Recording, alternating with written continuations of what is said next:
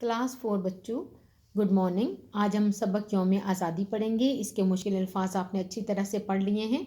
ख़ास अल्फाज: मुमलकत खुदादाद, मार्ज़ वजूद, तकारीब, सलाहियतों, चाको चौबंद।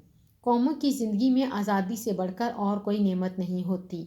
दुनिया में हमेशा आज़ाद कौमों को ही इज़्ज़त और एहतराम की निगाह से देखा जाता है। अल्लाह ताला का एहसान अजीम है कि उसने हमें आज़ादी की नेमत से नवाजा है। हमें फ़ख्र है कि हम मुमलकत खुदादाद पाकिस्तान के शहरी हैं। पाकिस्तान 14 अगस्त 1947 को मर्ज़ वजूद में आया।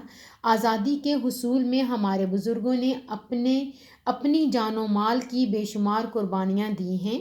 इन अजीम कुर्बानियों की याद को ताज़ा रखने और आज़ादी हासिल करने की खुशी में हम हर साल 14 अगस्त को यौम आज़ादी मनाते हैं।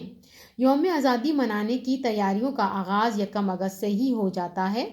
छोटी बड़ी मार्केटों और बाज़ारों में झंडियों और सब्ज़ लाली परचमों के स्टॉल लग जाते हैं। लोग बच्चों के साथ घरों से निकलते हैं और इन स्टॉलों का रुख करते हैं। इस तरह हर तरफ चहल पहल नज़र आती है। यौम आज़ादी के मौका पर पूरे मुल्क में आम तातील होती है।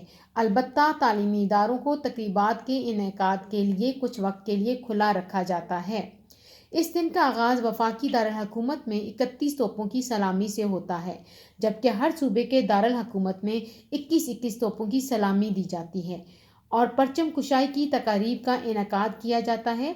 मसाजिद में नमाज फ़ज्र के बाद कुरान ख्वानी का एहतमाम किया जाता है और मुल्क की सलामती के लिए दुआएं की जाती हैं। पूरे मुल्क में सरकारी और निजी इमारतों पर कौमी परचम लहराए जाते हैं।